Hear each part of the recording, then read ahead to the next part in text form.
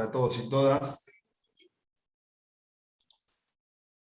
Vamos a esperar un poquito que sigan agregándose los y las colegas. Voy mientras adelantando un aviso que les va a llegar, igual por Eventbrite. Hay que mandar un mail a la dirección procesalpenalcalp@gmail.com, que ahí la envié, ahí la compartí por el chat, solicitando ser agregados y agregadas al Classroom. Pudimos armar un buen Classroom de la diplomatura, donde está todo el material que fueron dando los distintos docentes durante el transcurso de la diplomatura. También están ahí sistematizados los videos, el material que va quedando, como bien sabemos, en el canal de YouTube del colegio. Pero les va a llegar eso. Por favor, les pedimos entonces que envíen un mail a procesarpenalcalp@gmail.com. Así tienen todo el material, porque a veces a algunos no les llega.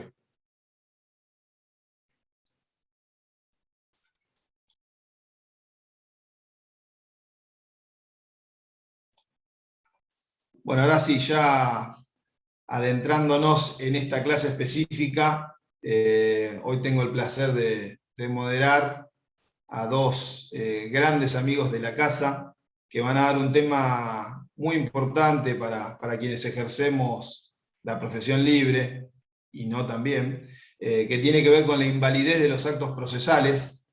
Y digo dos amigos de la casa porque hoy van a exponer el doctor José Villafañe, que es juez de ejecución penal, docente universitario de la Universidad Nacional de La Plata, y Martín Rizzo, que es secretario del Instituto de Derecho Procesal Penal del Colegio de Abogados de La Plata, y es juez de garantías del Departamento Judicial de La Plata con sede en Cañuelas. José Villafañe, para quienes no lo conocen, ha sido uno de los mentores de estos espacios penales en el Colegio de Abogados de La Plata, ya hace alrededor de 9 años, cuando todavía no existía nada que tenga que ver con la ejecución de la pena en nuestro Colegio de Abogados.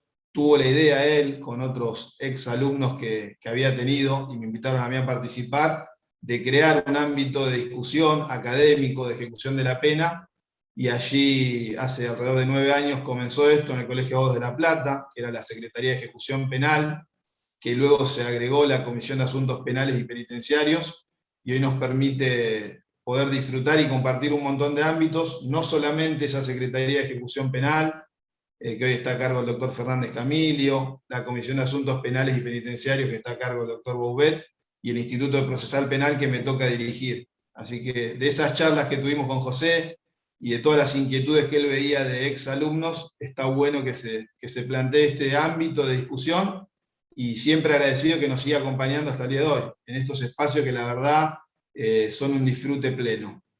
Así que, bueno, ahora sin más, luego de hecha esta presentación, ahora sí le doy la palabra al expositor. Gracias. Tiene que activar el audio, José. Ahí está. Ahí estamos. Bien, buenas tardes a todos y a todas. El agradecido soy yo, Damián. Les quiero compartir con todos ustedes que para mí el Colegio de Abogados fue parte de mi inicio profesional. Yo fui becario del Instituto de Derecho Penal, de Derecho de la Niñez y de la Adolescencia. Fui convocado y seleccionado como abogado Nobel, y para mí es como mi casa, mi segunda casa, porque la primera es la facultad. Le explico esto porque alguien dirá, ¿por qué un juez de ejecución termina hablando de nulidades o invalidez de los actos, ¿no?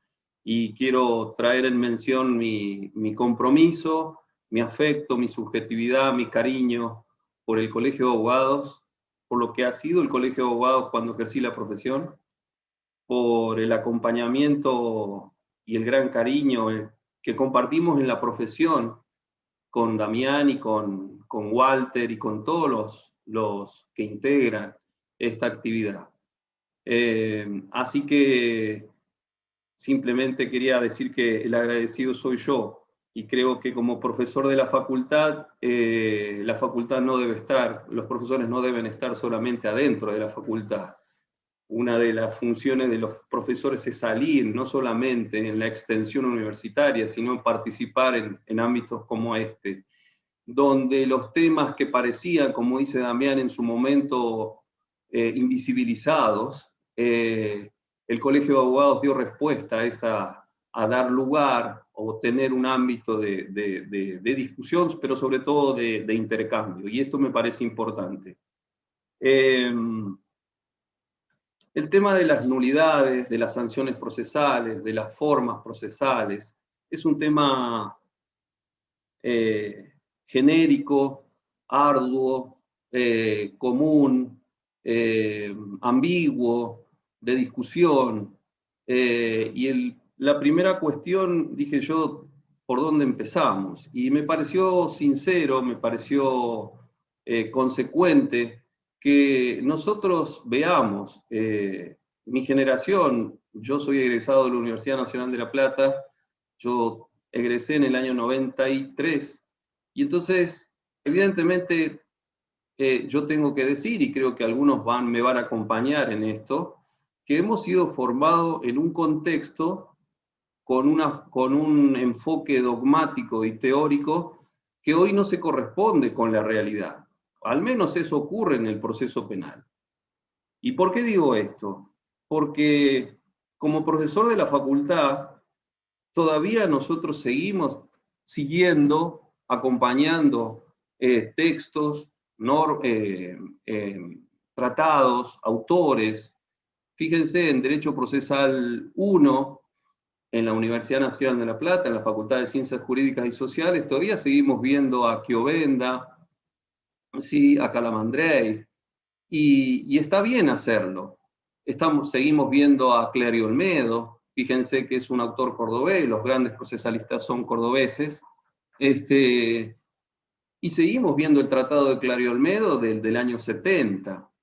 Entonces, ¿y por qué lo hacemos? Lo hacemos porque hay una propuesta integral, satisfactoria desde el punto de vista pedagógico, porque el momento de transmisión del conocimiento así lo propone y creo que es necesario.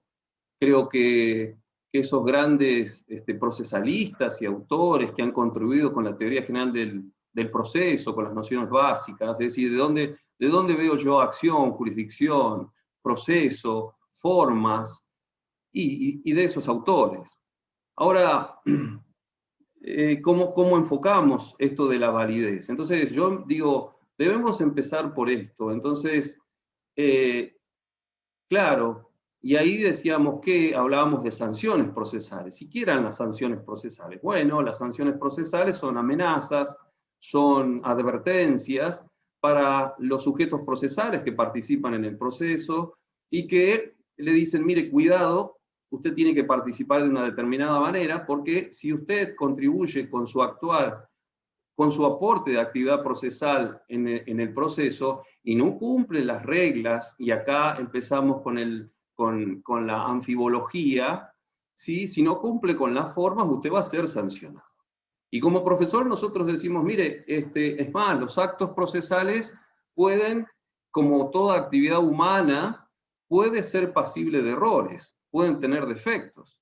Y la sabia norma procesal, este enfoque también positivista que tuvimos en la formación, es decir, bueno, mire, si usted se equivoca va a tener consecuencias y va a ser sancionado y su actividad no va a valer. Y entonces necesariamente ubicados en ese contexto, nosotros tenemos que también agregarle, valga la redundancia, a ese contexto, ver qué es el proceso penal, ¿sí? ¿Cuál es el objeto del proceso penal en ese momento de transmisión del conocimiento? Ustedes al día de hoy van a escuchar a algún fiscal que dice, mire, el proceso penal, el objetivo del proceso penal es la búsqueda de la verdad. Y yo creo que ese fiscal de La Plata está quedado en el tiempo, ¿sí? Porque actualmente el proceso penal no es eso, no es la búsqueda de la verdad. O al menos en el proceso penal no es solamente eso, ¿sí? Entonces, En ese momento nosotros veníamos la búsqueda de la verdad, y entonces eso se da en que esos autores y esa transmisión de conocimientos y esos textos están enmarcados o tienen preconcebido un proceso penal de corte netamente inquisitivo. Y ahí empiezan las diferencias. ¿Sí? Tenemos en vista un juez inquisitivo, ¿sí? Tenemos en vista una etapa preparatoria que se llamaba sumario, tenemos una declaración del imputado que era indagatoria, y ahí yo le agrego más un contexto en la provincia de Buenos Aires. Y entonces me pareció importante que en este ámbito de intercambio, en la provincia de Buenos Aires, recordemos que hasta el año 84, en la provincia de Buenos Aires, la declaración del imputado era autorizada a ser recibida en sede policial. Y que hasta el año 94, ¿sí?, el mismo juez que llevaba adelante la investigación era el juez que imponía la condena. Y el fiscal era, sí, casi un actor de reparto. ¿Sí? Entonces, en ese contexto han escrito y tomamos y se transmite hasta el día de hoy, quizás en algunas facultades, si ustedes quieren, por una cuestión de comodidad o de finalidad o efectividad pedagógica. Pero ese conocimiento debe ser actualizado. Ese conocimiento debe ser actualizado. Y entonces, fíjense, el proceso penal no es un proceso civil. Es cierto, nosotros en la facultad, para los que no han transitado la Facultad de La Plata, en La Plata tenemos Derecho Procesal 1 como Derecho Procesal Penal, el proceso penal, y Derecho Procesal 2 como procesal civil y comercial. Y entonces, en los dos se ve la parte general. La parte general, la teoría general del proceso. Entonces, en el proceso penal debemos ser conscientes que hay que minimizar la posibilidad de condenar a un inocente. Esta es la finalidad o el objeto del proceso.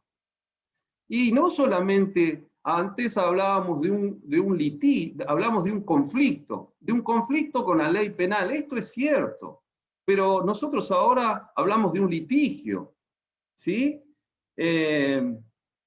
Y además de esto, fíjense que el objeto o el proceso está para la obtención de esa verdad es una carga ahora de los acusadores.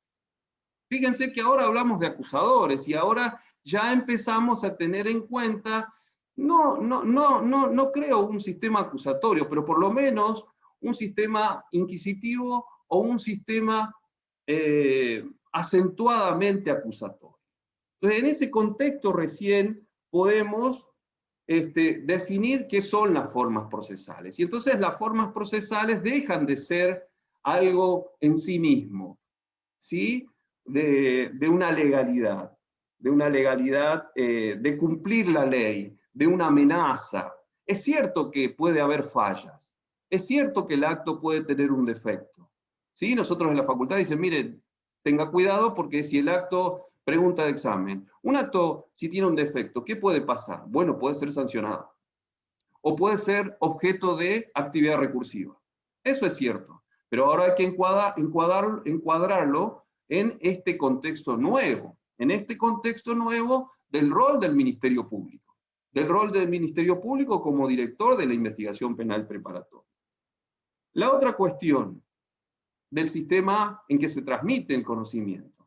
La preconcepción no solamente de un principio legalista, de positivista, sustancialista, si ustedes quieren, sino que la idea de un juez no formalista, de un juez objetivo, de un juez justo, de un juez no arbitrario y un juez buscador de la verdad, como consecuencia de una naturaleza, ¿sí?, meramente inquisitiva o de rasgo inquisitivo. Entonces, acá aparece el concepto de formas procesales. Nosotros en la facultad, al momento de transmitir el conocimiento, decimos, mire, ¿qué son las formas procesales? Bueno, mire, las formas procesales son la vestimenta, ¿sí?, las condiciones que tiene que cumplir la actividad para que ingrese formalmente, hábilmente, en el proceso, para que conforme o forme parte del proceso. ¿Sí? Y entonces debe cumplir condiciones de tiempo, modo y lugar. No se puede hacer en cualquier lado. No se puede hacer en cualquier momento. No lo puede hacer cualquier persona. Y ahí transmitimos pedagógicamente, en ese momento, lo que son las formas. Ahora, en el contexto actual, ¿y cuál es el desafío hoy o el entendimiento de las formas? Las formas deben ser límites al juez y a los acusadores. Porque este es el objetivo que tienen las formas desde el punto de vista o desde el paradigma constitucional, desde la reforma constitucional del 94 y desde lo que se espera actualmente del sistema al cual queremos ir y donde debemos ir desde lo que ha pensado el legislador desde la reforma, ¿sí?, de la ley 11.922, o con la sanción de esa ley. Y que las formas no sean vacías, o que las formas no sean funciones. Alguien podrá decir, ¿y por qué comienza hablando de las formas? Muy bien, hay que hablar de las formas porque hay que entender que las formas deben servir para algo. ¿Sí? Y deben servir para algo y no por el formalismo mismo. ¿Sí? Entonces, la crítica a la formalización debe ser entendida en ese contexto, ¿no? Es decir, la forma debe acompañar una desburocratización, por ejemplo, de la investigación penal preparatoria. Las formas deben acompañar una fundamentación oral de la sentencia.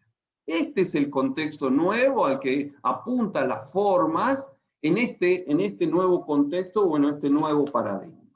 Muy bien.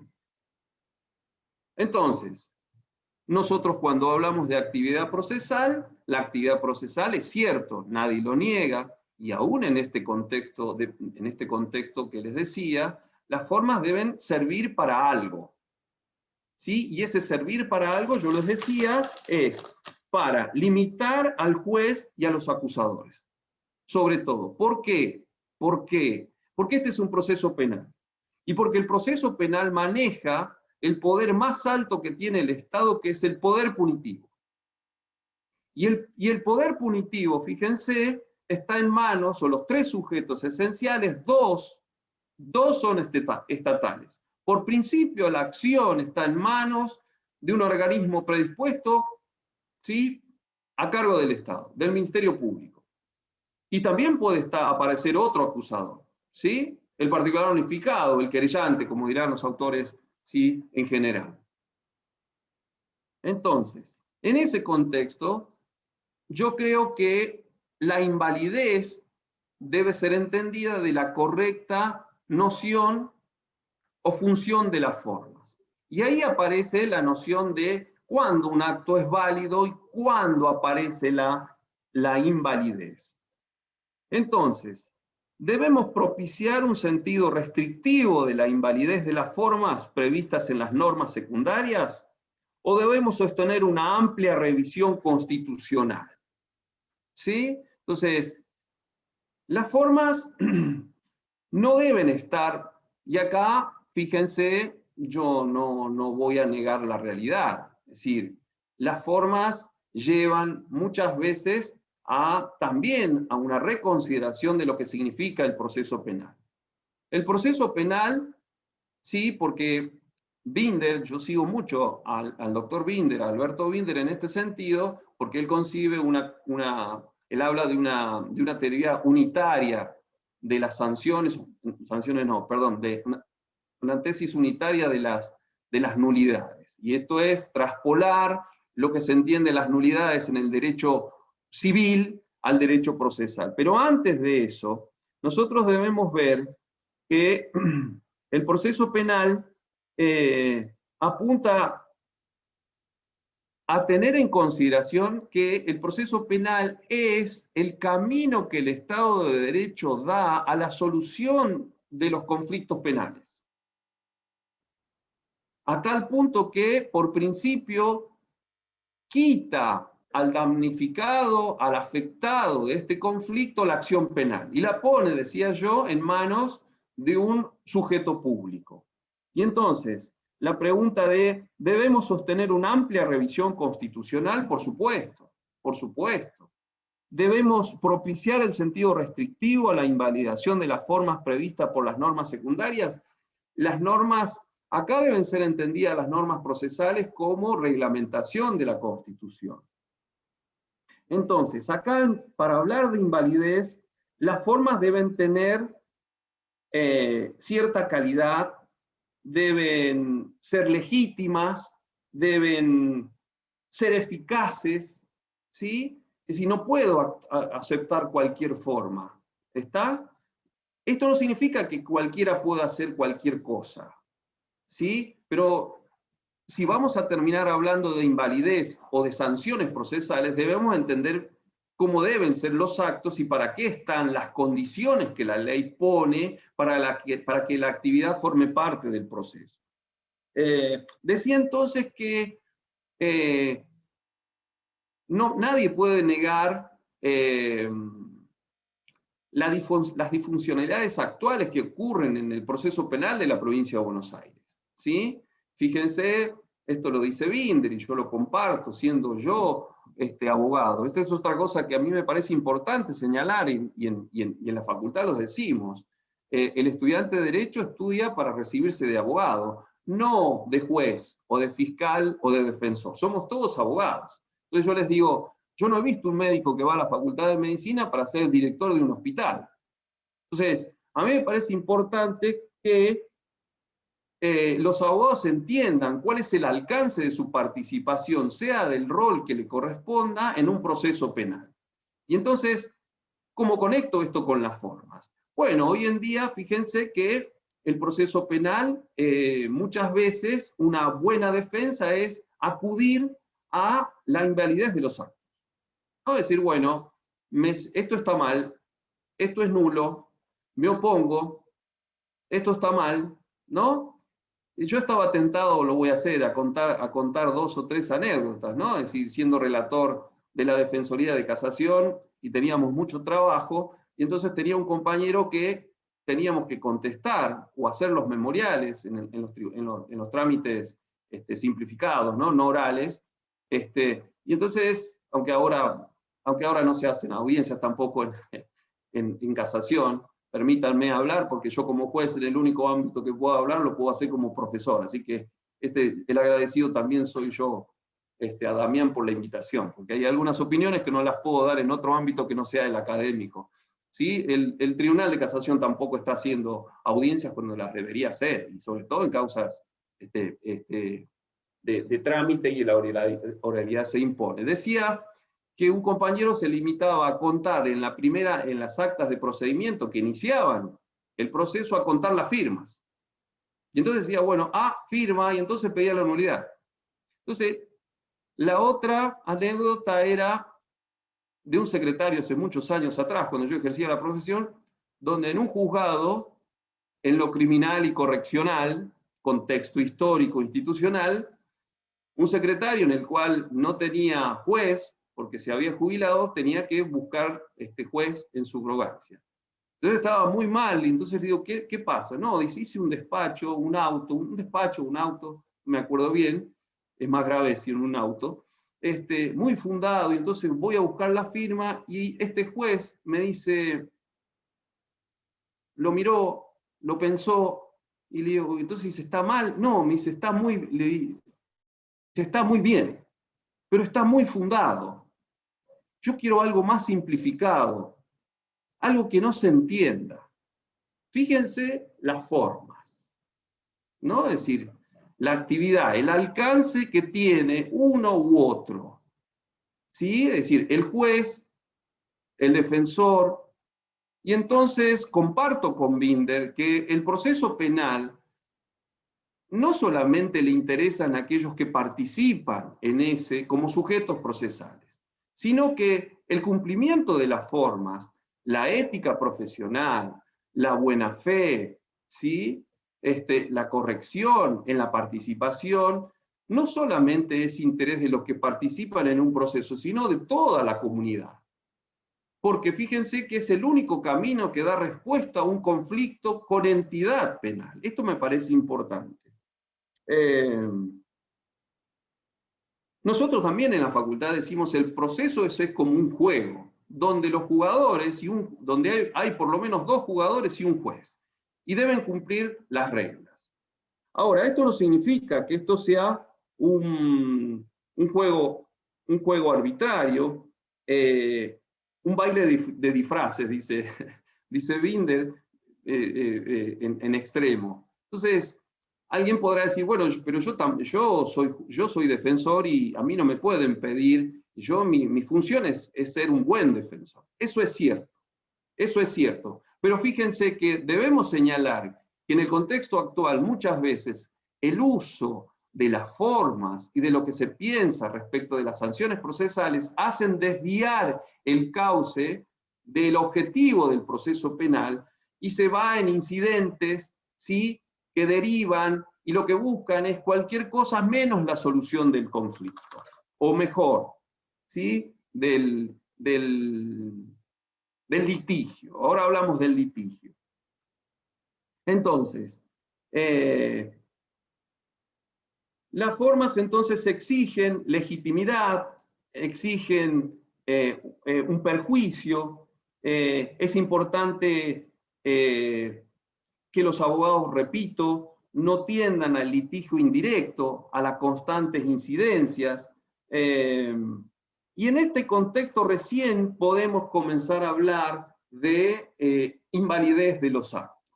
Invalidez de los actos. Entonces, yo creo que si bien a nosotros nos han enseñado que los actos deben cumplir formas, esas formas no deben ser una entidad en sí misma, porque si no caemos en el formalismo, porque si no, no entendemos para qué están las formas. Debemos entender que el objeto del proceso es lograr, ¿sí?, que un inocente no sea condenado, de que los acusadores tengan un límite, de que los abogados no propongan un litigio indirecto, de que contribuyan dentro de la buena fe y la ética procesal a la solución del conflicto. Y ahora van a ver en qué alcance le damos nosotros a la reparación, al saneamiento, ¿sí?, de la actividad que tiene un defecto. Entonces, invalidez, ¿qué significa que un acto sea inválido? Bueno, un acto puede tener un defecto, ¿sí? Nosotros dijimos, es actividad humana, es pasible de error, puede tener un déficit, y entonces, pero esto no significa que por eso sea nulo. Entonces, un acto procesal por falta de una exigencia formal puede tener un defecto. Ahora, eso no es lo mismo que un acto nulo, ¿sí? Un acto puede ser defectuoso. ¿Por qué? Porque quebranta las formas, ¿sí? Ahora,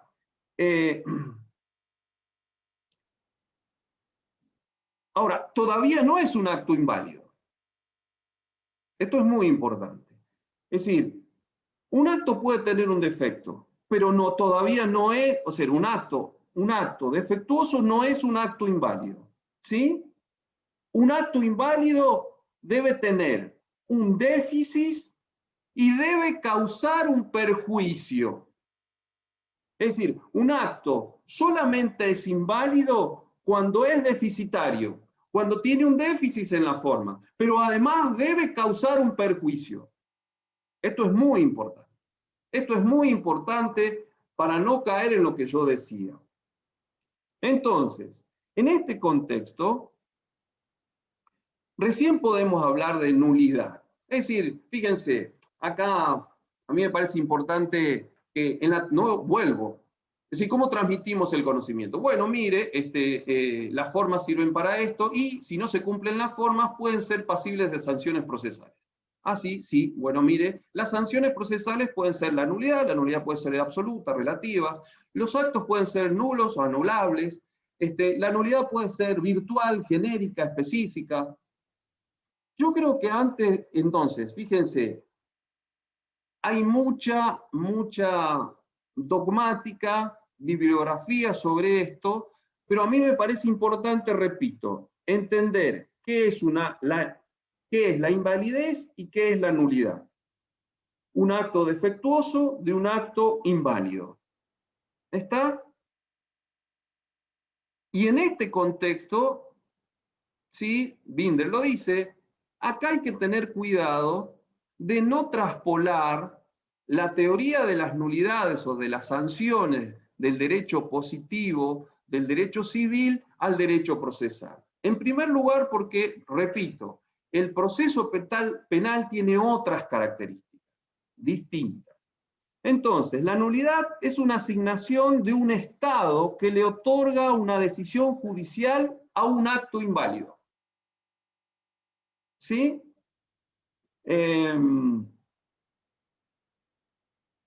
Lo determinante es la actividad. Entonces, cuando hay un acto defectuoso, ¿qué hacemos? ¿Lo declaramos nulo? No, no.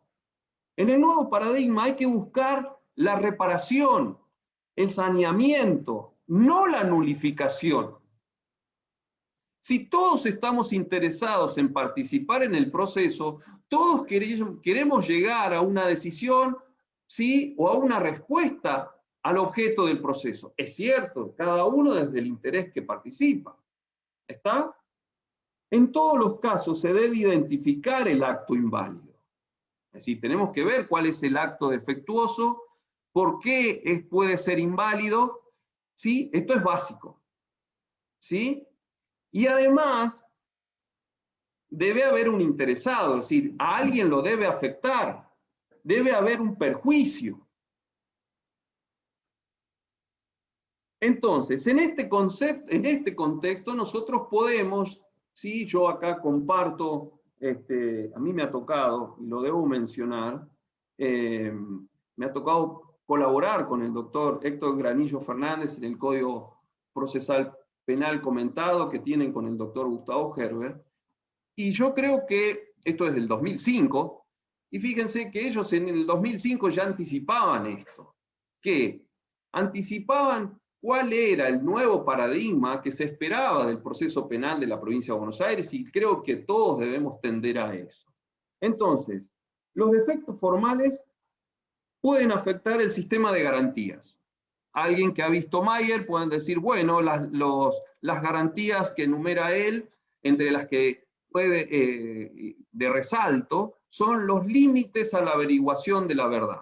Esto es, el Estado no puede averiguar o llegar a la verdad, fíjense, él todavía tiene esto, no se puede llevar adelante la actividad investigativa, ¿sí? O adelante el proceso de cualquier forma, de cualquier manera, ¿no? Y entran en juego la intimidad, el domicilio, los papeles privados, las comunicaciones, ¿sí? La intimidad. Entonces, en primer lugar, las formas pueden afectar el sistema de garantías. En segundo lugar, los defectos formales pueden afectar la tutela judicial efectiva. Y acá me parece importante también señalar que las garantías, esto es otro tema importante en la transmisión del conocimiento en la facultad. Se piensa que las garantías solamente son del imputado, y esto es un error. Permítanme con mucho respeto, ¿sí? Es decir, las garantías constitucionales están a favor de todas las personas que participan en el proceso, no en favor del Estado. Y en este sentido, la tutela efectiva y las formas también protegen, ¿sí? Esa tutela efectiva también alcanza a la víctima en el proceso penal. ¿Sí? Y por último, que esto está claro, legislado en el Código Procesal de la Provincia de Buenos Aires, ¿sí? Los defectos pueden afectar las condiciones de legitimidad de los sujetos esenciales en el proceso penal. Es decir, alguien que no es juez, ¿de qué manera participa el fiscal? ¿Está? Fíjense que esto se repite también en los motivos de agravio en en el recurso de casación, por ejemplo, como motivos puntuales. Entonces, reparar, ¿qué significa reparar? Reparar no significa sancionar, ni restablecer, ¿sí? Reparar es ver qué se puede hacer. Y acá me parece importante la oralidad. La otra cuestión, ¿qué intervención puede tener el juez cuando se detecta una afectación a las formas, se ve un acto defectuoso o posiblemente inválido? Coincido con Binder, yo creo que el juez, en este caso, cuando se afectan garantías constitucionales o la tutela efectiva, el juez debe hacer una audiencia oral y debe escuchar siempre al imputado. Esto es básico. Esto es básico desde el nuevo paradigma. Entonces, es importante entender que cuando hay un acto defectuoso, ¿sí?, la respuesta no es la nulidad.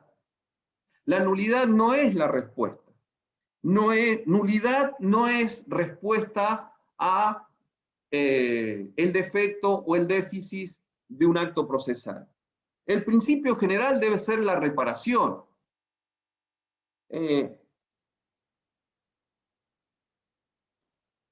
Tampoco debe ser entendido que sanear los actos significa convalidar. Cuidado con esto, ¿no? Es decir, no es de cualquier manera, vamos para adelante y de cualquier forma. Lo central no es qué debo hacer con el acto, sino si lo puedo sanear o reparar. Esto me parece importante. El saneamiento o reparación es lograr el restablecimiento del principio constitucional que ha sido lesionado por la actividad inválida. Este es el norte, ¿no? Es decir, las formas procesales, teniendo en cuenta que las normas procesales son reglamento de la Constitución, ¿sí? Lo que busca el saneamiento o la reparación es ver, es decir, si la actividad tiene un perjuicio, tengo que ver qué se perjudica. ¿Cuál garantía constitucional? Explíqueme. Traigamos al imputado y escuchémoslo. Y si el abogado me pide la nulidad o la sanción, ¿sí?, tengo que escucharlo. ¿Está? De ninguna manera, entonces, sanear significa restablecer la forma, porque si no entraríamos a quedarnos con la forma misma del acto. ¿Está? Es decir, en los textos, cuando uno transmite el conocimiento para que el alumno entienda cómo funciona el proceso, cuál es el objeto, cuál es el fin, cuáles son las reglas por las cuales participan los sujetos, por lo menos esenciales en el proceso, uno dice, sí, mire, pueden haber sanciones. Ahora, sanear no puede implicar, ¿sí?, un mayor perjuicio. No se puede sanear perjudicando. Sobre todo, fíjense, en la actividad, cuando la actividad que falla es de los acusadores. O que se vuelva atrás al proceso por que se afecta algún derecho. Bueno, veamos. Entonces, me parece importante escuchar a las partes. El primer límite a la reparación o el saneamiento es, de oficio, la razonabilidad y el interés del imputado. El juez debe escuchar a las partes, ¿sí? Adherir de oficio no significa, ¿sí?, o advertir de oficio tampoco significa actuar el juez dentro del litigio. Por eso digo, si el juez advierte algún defecto, algún perjuicio a una garantía constitucional, la garantía constitucional o la tutela efectiva de los derechos están en favor de los sujetos o de las personas privadas que participan en el proceso. Y entonces él los debe escuchar. Entonces, por último, la nulidad. ¿Qué es la nulidad? Bueno, cuando transmitimos el conocimiento dijimos, y repito una vez más, la nulidad es un tipo de sanción. Yo creo que hay que aclarar, como lo dice Binder, hay que aclarar, la nulidad es una palabra anfibológica. ¿Qué significa esto? Que tiene varios significados, por lo menos dos. ¿sí? La nulidad es el acto, ¿sí? El acto defectuoso, ¿sí? El acto inválido o pretendidamente inválido, y la respuesta a ese acto.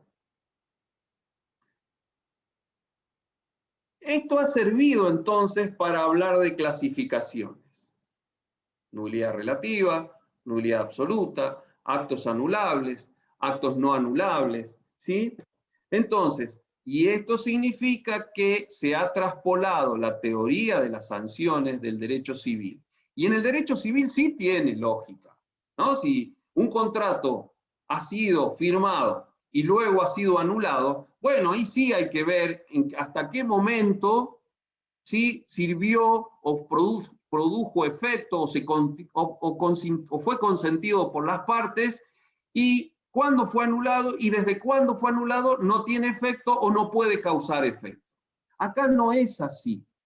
Repito, en el proceso penal tenemos una persona sometida, ¿sí? Tenemos el proceso penal como única salida a el conflicto o la contracara a la justicia por la mano propia.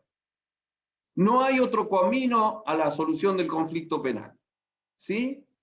Entonces, tenemos una persona que hay que demostrar su inocencia a nivel voltear su inocencia, disculpen, a nivel de certeza. Tenemos acusadores que deben respetar, ¿sí?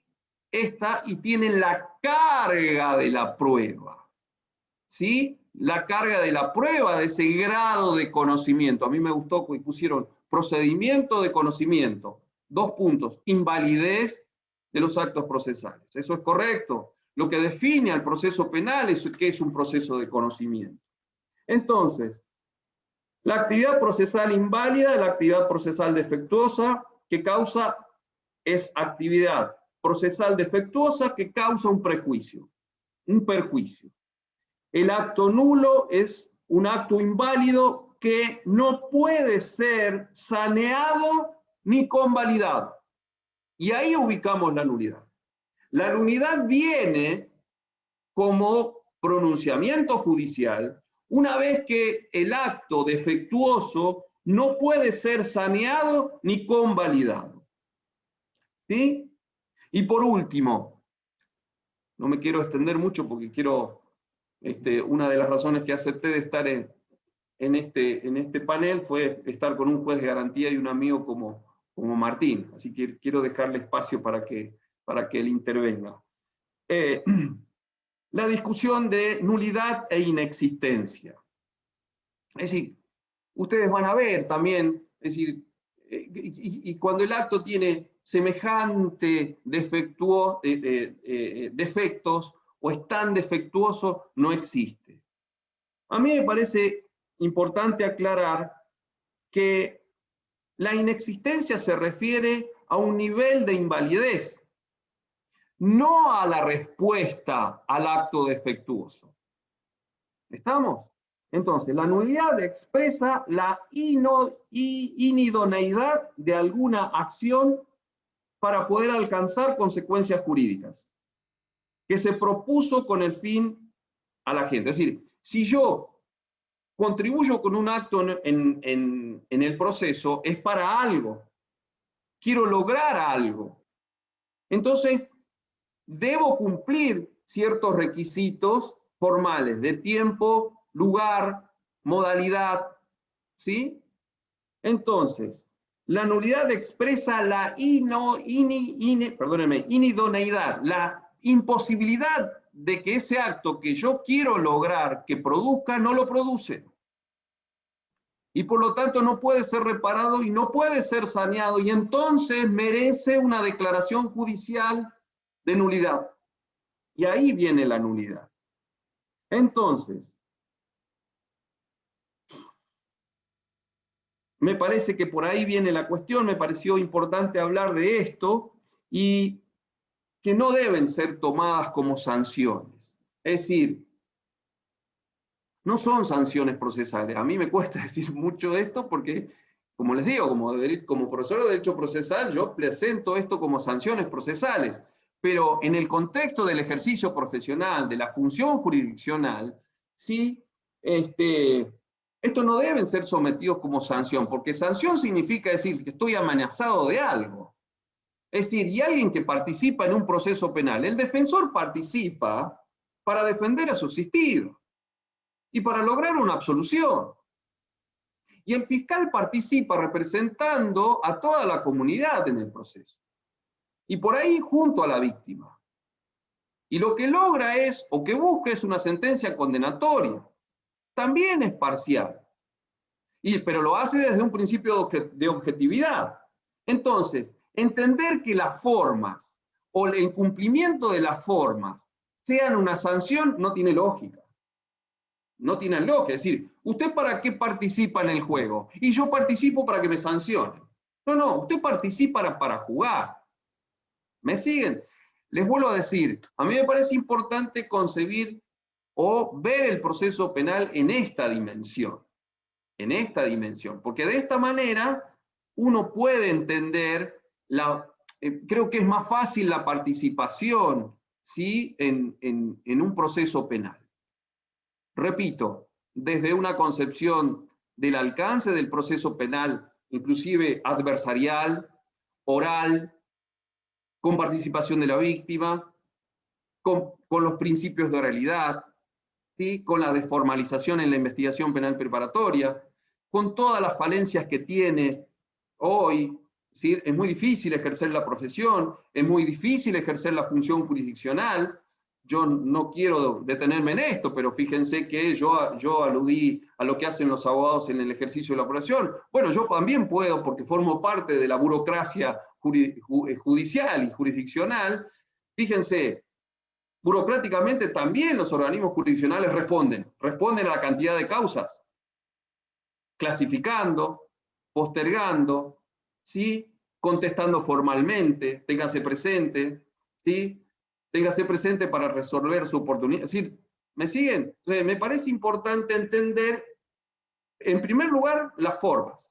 Entender cómo adquirimos, o al menos los que estudiamos en la Facultad de Derecho, cómo adquirimos el conocimiento, en qué contexto recibimos ese conocimiento.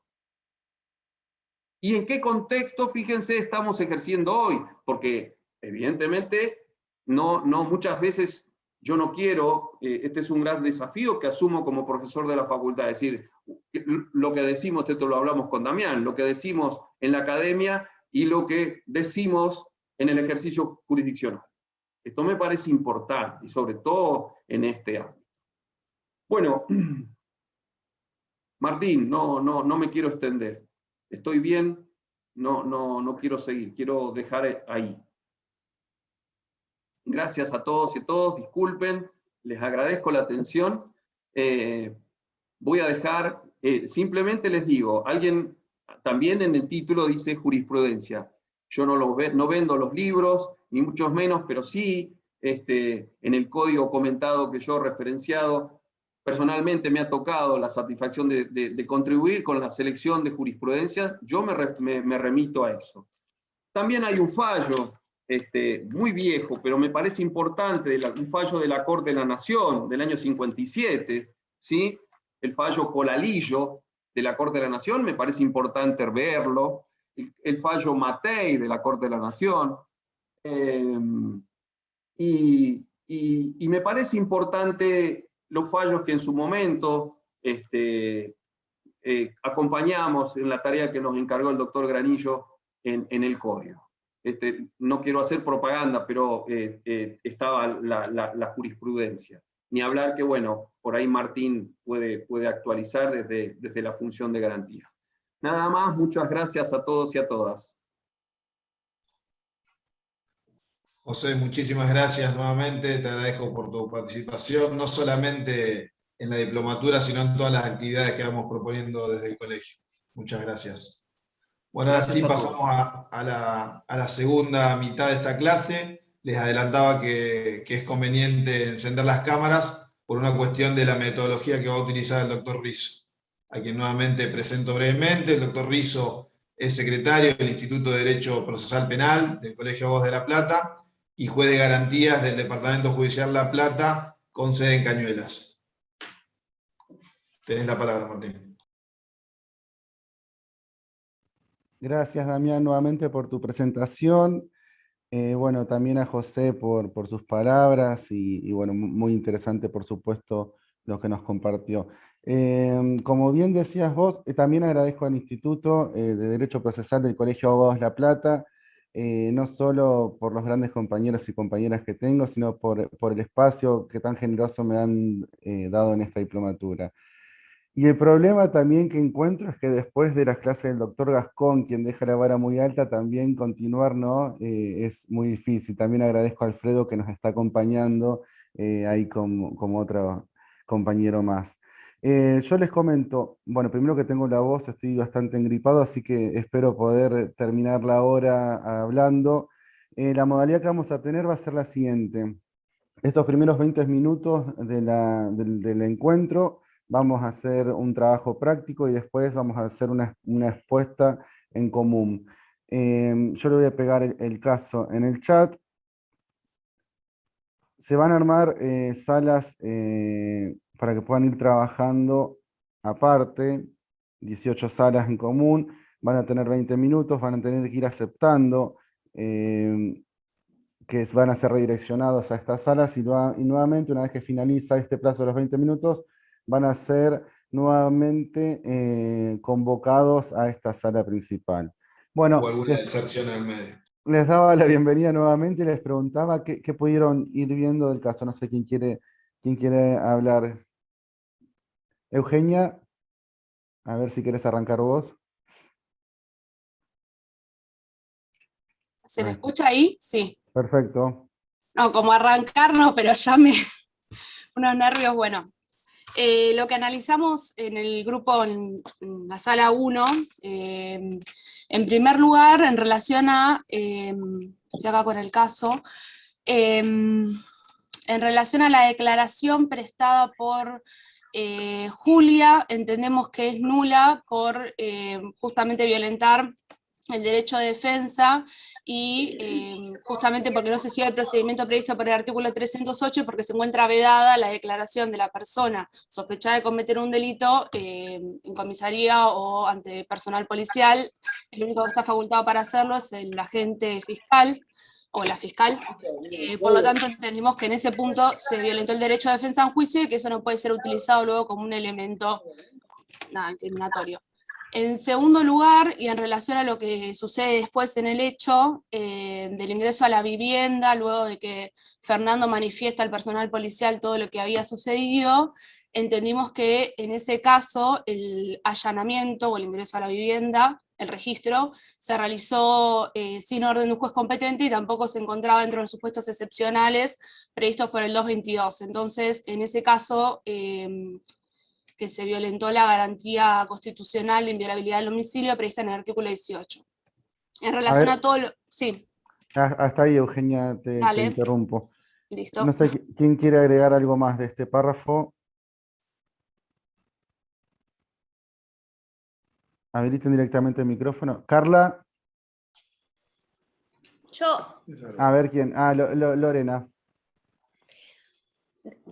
En el contrasentido, yo diría que son manifestaciones espontáneas de la imputada que pueden llegar a tenerse como manifestaciones espontáneas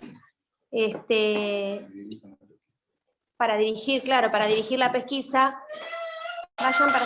para dirigir la pesquisa, y que el hecho de haber ingresado al domicilio y encontrado el arma fue por necesidad y urgencia, para no frustrar la investigación. Deben haber llamado al fiscal y el fiscal seguro de garantías. Una pregunta, porque nosotros por lo menos no teníamos todos el caso, pero de lo que leímos fue que las declaraciones estas fueron, o por lo menos el reconocimiento o la confesión de ella, fue en el medio de una declaración testimonial en la comisaría. ¿Es así o no? Sí, no. Y ante la insistencia del comisario. Pues ella fue citada a la comisaría a prestar una declaración testimonial. Sí, dice de manera explícita ante la insistencia del comisario. como que fue presionada a confesar. Su propia contra. Ah, está bien, listo. Era Sí, eso. nosotros en el grupo 10 Como que fue coincidimos. coccionada. En realidad, el caso, si ustedes recuerdan, ella empieza como testigo del caso por un supuesto robo que habían sufrido ella y su pareja, su esposo. Sí, por eso preguntaba, porque estaría ahí violentada la prohibición de autoincriminación. Claro.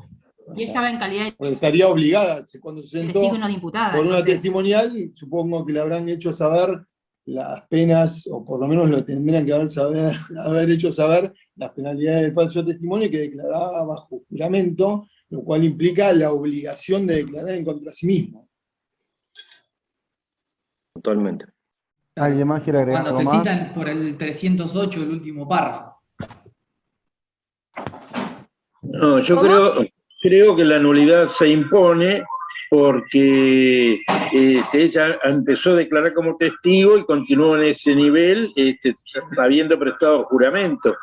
Ahí se debería haber parado la audiencia, haberle hecho saber sus derechos y haberle hecho comparecer un defensor, porque si no, no ha actuado dentro de la ley. Me parece que es insanablemente nula esa declaración.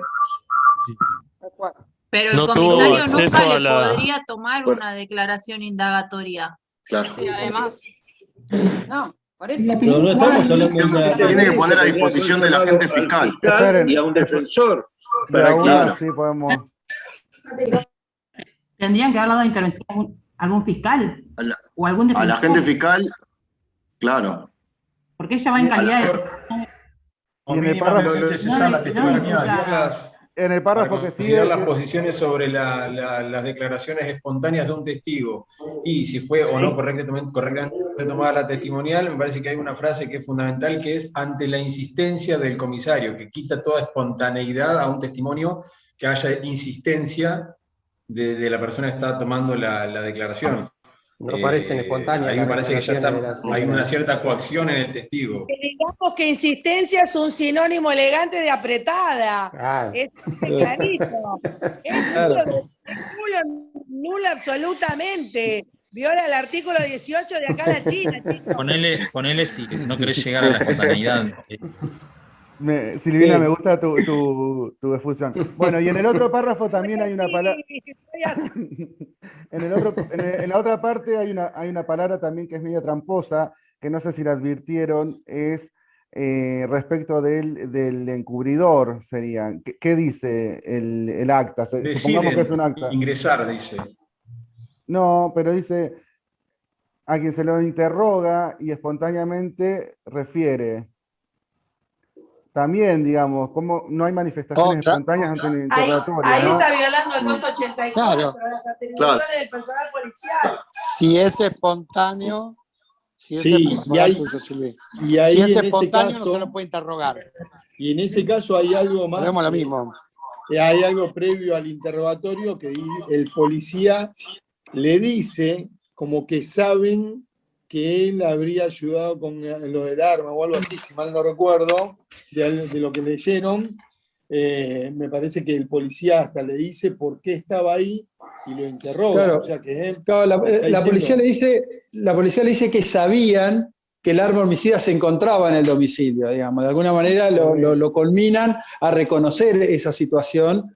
Y bueno, y ahí es donde él, en forma espontánea, le dice que había ayudado a la imputada a retirar el cuerpo, digamos, y que brindó colaboración porque sabía que era sometida a violencia de género.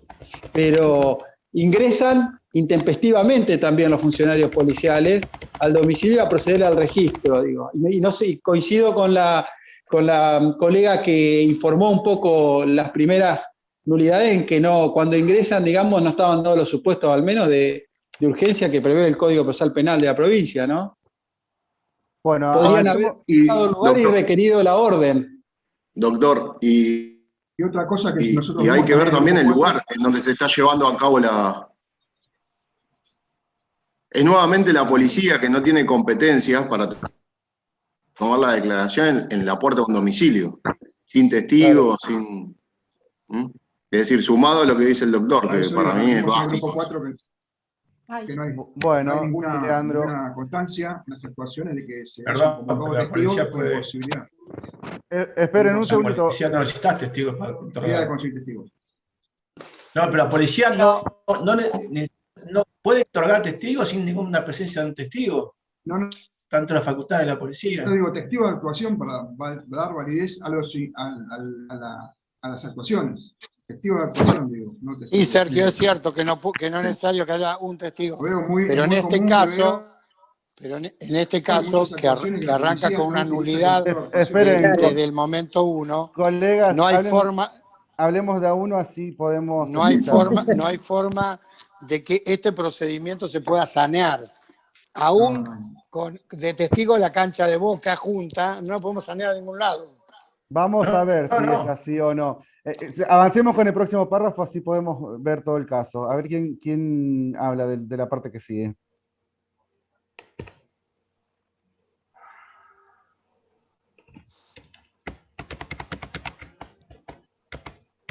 ¿La registración del domicilio, doctor? ¿A eso se refiere? Sí, o lo que continuemos, Leandro, si puedes seguir leyendo el caso, aunque sea, o así podemos avanzar. Tras esas palabras, los efectivos deciden ingresar al domicilio del señor C y proceder al registro del mismo, logrando dar con el arma homicida en la habitación del mismo. No obstante, detallar que en el patio trasero se logró el secuestro de 8 plantas de marihuana, las que a viva voz el propietario refería que eran para consumo personal. También se dejó constancia del secuestro del celular utilizado por el nombrado, donde surgían comunicaciones mantenidas vía mensaje de texto con la imputada relacionadas al evento fatal. De todo ello se dio comunicación al Ministerio Público, quien dispuso la aprehensión de ambos sujetos. ¿Hasta ahí le parece, doctor, o sigo? Un poquito más. Previo a requerir la convalidación de la detención de los imputados, el agente fiscal requirió el allanamiento del domicilio del imputado C, dado que tras haber efectuado la compulsa del sistema informático, constató la existencia de una denuncia en contra del nombrado por la comercialización de estupefacientes, con lo cual a dicha IPP se agregaron copias de las fotos y test de las plantas halladas en el marco de otro procedimiento para la búsqueda de elementos relacionados con el comercio de estupefacientes, como ser balanzas, estupefacientes, elementos de corte, etc. Vale aclarar que de dicha constancia valorada surge la declaración testimonial de un denominado comprador previo, quien interceptó... ¿Hasta ahí? Perfecto. No, bueno, dale. ¿Hasta ahí, doctor? No, hubo una interferencia de uno de los micrófonos. Le pido que silencien, porfa, los micrófonos al resto. Sí, los que no hablan, que por... Ahí está, un denominado comprador previo. Quien interceptado por el personal de la Delegación de Narcotráfico declaró que el imputado C le vendía con frecuencia cocaína, sustancia que coincidía con la hallada en su poder. El juez dispone el allanamiento de domicilio para esa fecha en hora hábil, pero como los guardianes del orden no podían dar con testigos de actuación, ingresan al mismo una vez producida la caída del sol. Como resultado se logró el hallazgo de 80 dosis de cocaína. De retorno a la seccional policial, la comisión encargada de llevar a cabo la... Bien. Hasta ahí, Leandro, por favor. Bueno, en estos párrafos que encontraron. No hay habilitación de días y horas. Para mí hay dos cosas por separado. Claro, quizás... Una cosa es lo del homicidio, sí, cosa es lo del homicidio, y otra cosa es toda la cuestión de la marihuana y la comercialización. Todo lo que sea el homicidio, para mí, como decía uno de los colegas, es totalmente nulo, porque parte de todas las declaraciones que estamos diciendo de que es nulo. Eso ya no hay forma de que se convaliden y se saneen. El resto de la marihuana y el secuestro de la marihuana, bueno, podemos hacerlo discutible si hasta dónde, si estaba dentro del objeto. Primero, no hay allanamiento, no hay objeto de allanamiento. O sea, que esta teoría de que si es algo ilegal y está a la vista, los jueces te van a convalidar el allanamiento o el secuestro de la marihuana. Para mí son dos cuestiones distintas. Sí, Raquel, pero empezaron con dos cuestiones distintas, coincido con vos. Bueno, empezamos con cuestiones distintas. Pero hay una parte que podemos... se convalida una detención con esa prueba que se obtuvo anteriormente. Está bien, pero no, se convalida, por eso digo, me parece que hay que separar los delitos. Yo creo que para mí todo, yo como defensa, para mí es todo nulo. Desde que no hay habilitación de horario. No coincido, para mí. Hay varias cuestiones. Colega, ¿no sería la doctrina del fruto del árbol envenenado? Ahora lo vamos a ver. Exactamente, exacto. Yo coincido con la doctora Ponzilivio. Es Para mí todo es nulo absolutamente todo desde nulo el desde la comienzo. primera declaración. No hay forma de salvarlo y yo fui el que dije la cancha de Boca llena de testigos no se puede salvar. Insisto con lo mismo.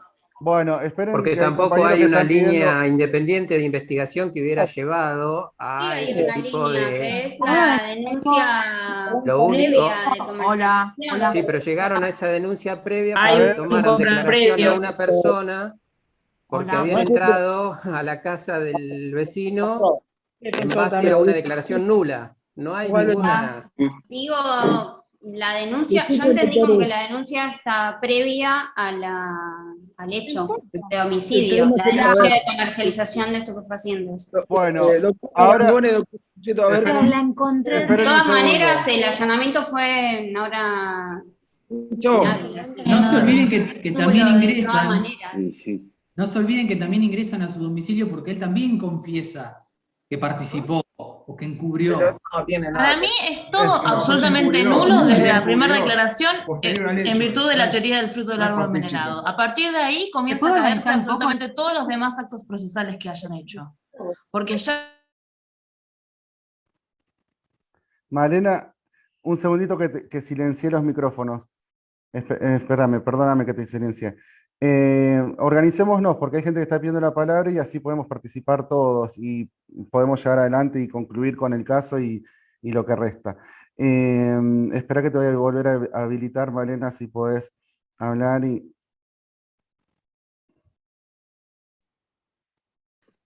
Ahí está. Perdón, disculpen. No. No, yo lo que digo es que para mí es todo absolutamente nulo desde la primera declaración de la mujer, donde se comienza a autoincriminar y ahí ya a partir de eso, en virtud de la teoría del fruto del árbol envenenado, caen todos los demás actos. Desde ese supuesto allanamiento que le hacen al chico, el tema de las plantas de marihuana, todo lo demás para mí es nulo, porque todo sale de la primera declaración de la mujer. Bueno. Eso quería decir. Gracias, Malena. Verónica Balati, a ver si estás habilitada. Sí. Uy.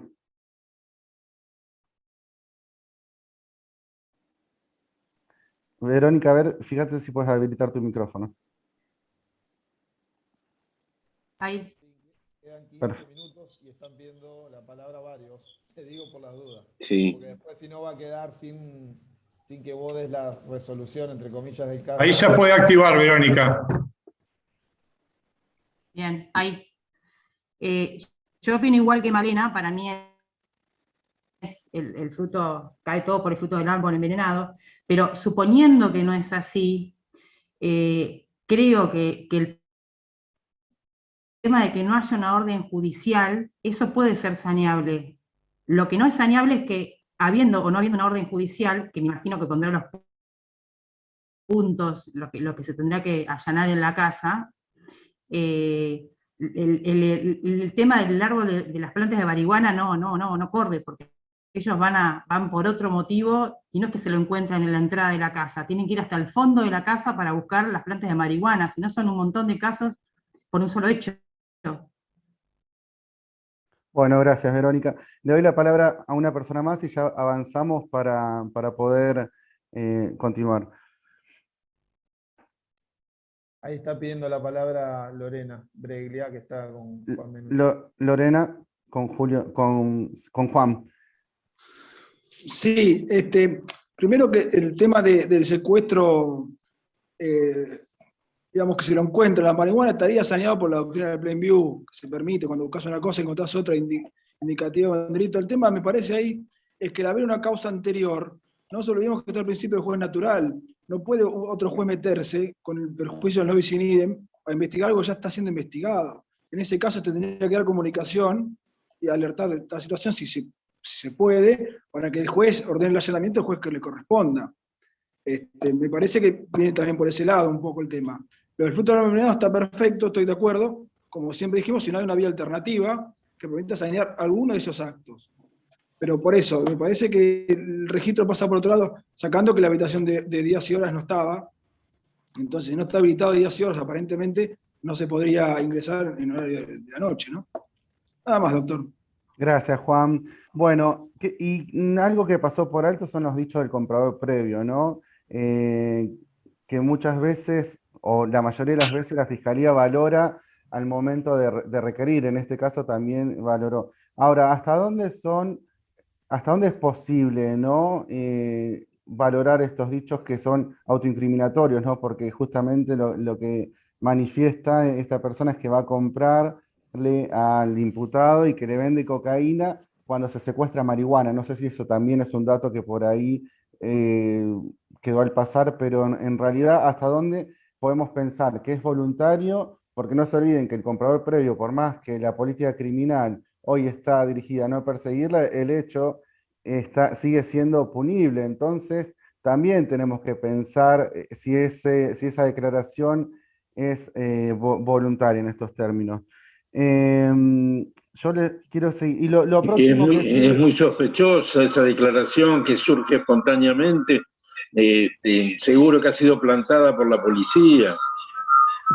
supongamos que no fue así, pero ¿por qué esto, digamos, de pensar hasta dónde esta persona puede ser libre en sus manifestaciones si está comprometido, digamos, en realidad su situación procesal? Más allá de que la Fiscalía muchas veces ponen que no van a continuar, digamos, no van a instar la acción en relación a las personas, pero digamos, es un tema como para pensarlo. Leandro, ¿querés seguir leyendo lo que Leandro Vampa, lo que falta del caso? Perdóname. Es lo del micro, ¿no? Bueno, sí, quedó el último párrafo, o los últimos párrafos, creo.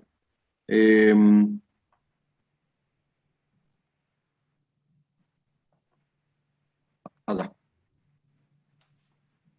De retorno a la sección policial, la comisión encargada de llevar a cabo la diligencia observa la presencia de un micro de transporte estacionado sobre la calle a la espera de cortar el semáforo. Y ante la situación de pandemia y previsiones vigentes, decide interceptar su desplazamiento y hacer que la población masculina descienda del mismo, logrando hallar a la altura de uno de ellos y por debajo de sus prendas de vestir un arma de fuego calibre 38 con su numeración suprimida, con lo cual deciden trasladar al mismo a la seccional y dar intervención a la fiscalía en turno. Bueno, acá una sola persona que quiera hablar, así ya puedo avanzar. Tengo 9 minutos para terminar la clase.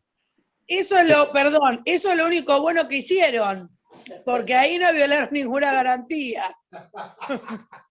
No sé, Silvina, mirá que me quedan mis dudas. No, en realidad... Sale el alma de fiscal, ¿viste? Hasta ahí, aparentemente no, para mí por lo menos. Y yo te voy a decir que sí, porque en realidad, ¿cuál es el estado de sospecha objetivamente verificable y la causa probable para que habilita la requisa de los funcionarios? En un caso similar, no, también hay un dato ahí que se pone que parte, digamos, de que estamos en pandemia, ¿no? Entonces, esa es la trampa. A ver, la circulación, sí, ellos pueden detener la circulación y verificar y consultar los permisos. Ahora, hasta ahí bárbaro, pero la requisa que se efectúa, y no un dato menor de que se habla de un micro y de que hacen bajar solamente a la población masculina. ¿Por qué a las mujeres que estaban en el micro no? Digamos, también hay un aspecto de discriminación en el caso que en un caso similar declaré la nulidad, pero bueno, la Cámara entendió que no se afectaba. Sí, no sé si... Sospecho fundada. Perdón. Ángela y después Mauro, por favor, así... Tengo exactamente ese mismo caso en vivo y en directo. Un chico fue detenido solamente por violar la cuarentena, se le requisó el auto y se le encontró un arma descargada y tiene, hoy por hoy está detenido con una causa por tenencia de arma y sin embargo lo planteé y lo dejé plantear y la actitud sospechosa y ni el juez de garantía, ni la Cámara, ni nadie me da la razón. O sea, sostienen de que está perfectamente, que ninguna garantía fue violada.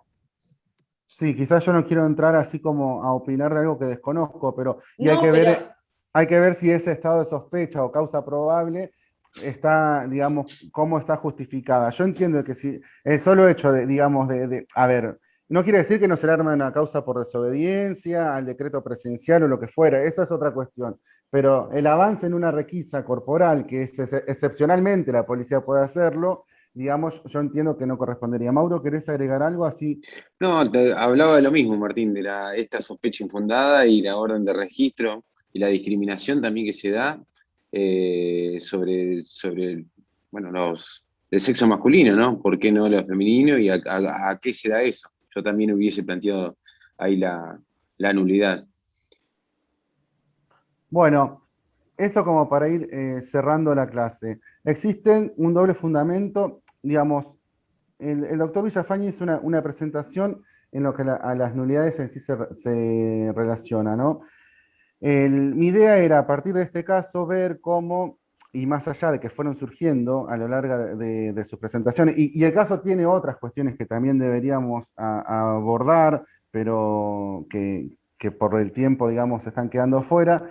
Sí, cuáles son los límites que tiene de actuación, ¿no? El Estado frente a este avance y a la violación de estas garantías que fueron surgiendo, ¿no? La defensa en juicio, el debido proceso, la inviolabilidad del domicilio. También surge del caso que pasó por alto, que hay una apertura de un celular donde surgen comunicaciones entre estas personas. Entonces también ahí hay una interceptación de esa correspondencia en violación a garantías, digamos, porque no fue con la habilitación del juez, sino la policía también decidió hacerlo. Esto de la declaración sin que se le haga saber los derechos, ¿no? A permanecer en silencio, ¿no? O que por lo menos le sea advertido a la mujer y al encubridor de que sus dichos los estaban comprometiendo. Digamos, hay situaciones en que la policía tiene el deber de volcar en las actas, ¿no? Lo que llega a su conocimiento, pero no estas cuestiones que surgen claramente de una situación de consentimiento viciado, cuanto menos, ¿no? Porque tanto la mujer, esto que decían, sí, después de una insistencia, logra que ella confiese el hecho, también la persona, su voluntad está viciada, primero con la presencia del personal policial, diciéndole, ya sabemos que el arma está acá, ¿no? Porque hay datos que también ella menciona que que ella en principio daría el dato de dónde se encontraba el arma, ¿no? Respecto a las plantas, una cuestión que siempre se utilizan son los dichos de los compradores previos. ¿Hasta dónde son estos dichos libres, ¿no? Justamente por esta situación de que digo que aún su situación sigue estando comprometida, más allá de que se decida avanzar contra otro eslabón del narcotráfico, pero el hecho de que tenga esa sustancia para consumo, hoy por hoy es delito, más allá de los precedentes que tienen que ver con la protección de la intimidad, ¿no? Del artículo 19. Bueno, algo ya lo fueron mencionando de las reglas de exclusión. Lo que yo quiero decir es esto, bueno, un doble fundamento, ¿no? Una razón ética, que es esto de la imposibilidad de que tiene el Estado, ¿no? De perseguir el delito aún convirtiéndose, ¿no? En delincuente. Yo no puedo tratar de descubrir un delito si además si mis maniobras me llevan a violar garantías e incluso a cometer delitos, ¿no? Estos de las confesiones, los apremios, las torturas que muchas veces vemos que se dan en algunos casos, ¿no? Y el otro fundamento es justamente para evitar estas situaciones de repetición, ¿no? De los hechos. Bueno, en nuestro código procesal están previstos en el artículo 209 la libertad probatoria, ¿no? Siempre y cuando no se violen estas garantías. Y por otro lado, la exclusión probatoria, que es en el artículo 211, que establece justamente este límite, ¿no? A esta regla procesal, siempre y cuando no haya afectación de garantías. Acá quiero establecer esta diferenciación, ¿no? Entre prueba ilegal y prueba irregular, que si bien algo José mencionó, pero la ilegal es aquella que justamente es en violación de garantías, ¿no? Como vinimos viendo. Y la irregular es aquella que se establece en relación a formas establecidas por la ley que también surgen del caso, ¿no? Bueno, acá el origen de la teoría del fruto del árbol venenoso, el antecedente, esto se lo voy a pasar, de hecho están en la documentación que les mandamos. Voy a saltearlo como para poner eso.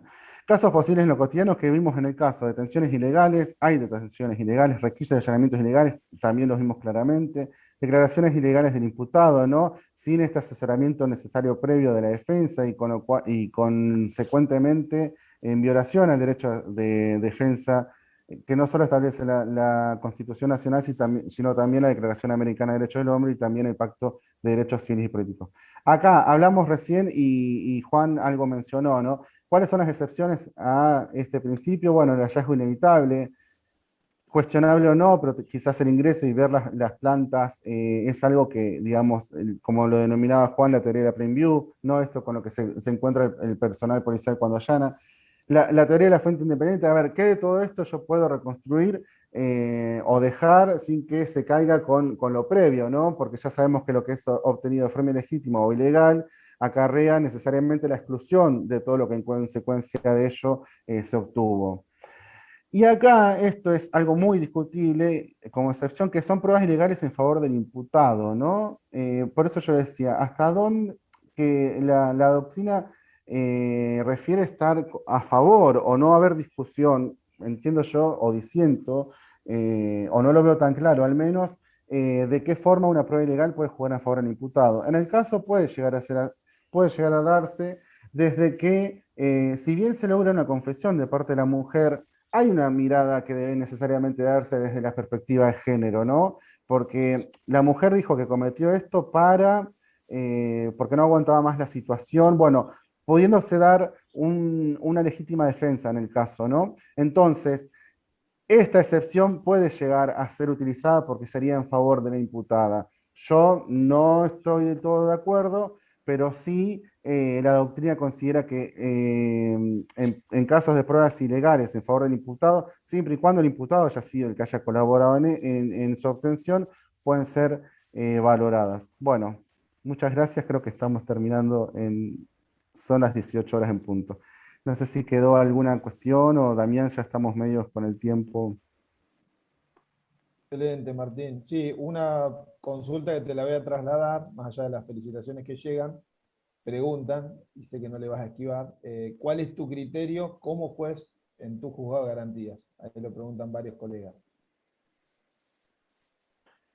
Bueno, el caso en realidad... Aprendido detenido en Cañuelas, ahí te la completo.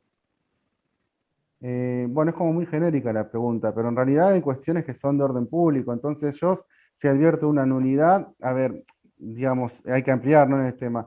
Como son cuestiones de orden público, aún de oficio declaro las nulidades, ¿no? En este caso, el caso del micro, es un caso que me tocó resolver, algo similar, ¿no? Y declaré la nulidad por entender de que la práctica no solo era...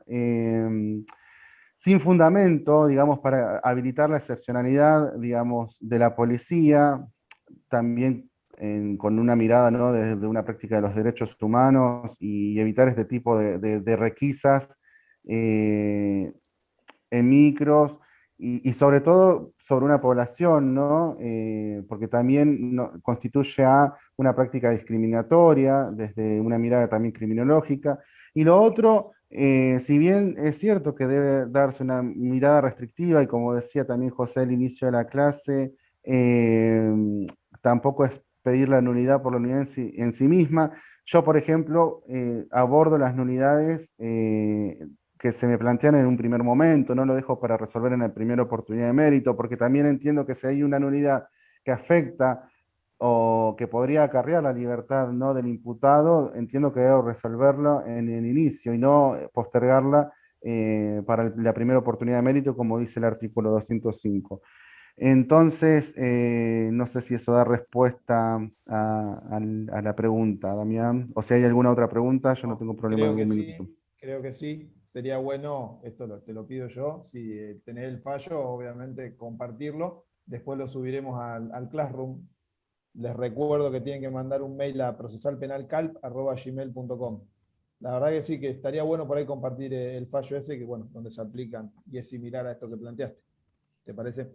Perfecto, perfecto, sí lo voy a buscar. Bueno, ahora sí, cerrando esto, próxima clase el 23 de agosto, lunes que viene no hay porque es feriado. Va a estar a cargo de la próxima clase, a cargo de la doctora Romina Monteleone, que es fiscal, y del juez Fernando Mateos. Esa clase va a tratar sobre el cierre de la investigación penal preparatoria, 23 de agosto.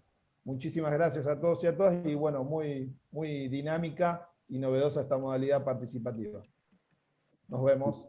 Gracias también a todos y a todas. Gracias, Martín. Chao, muchas gracias.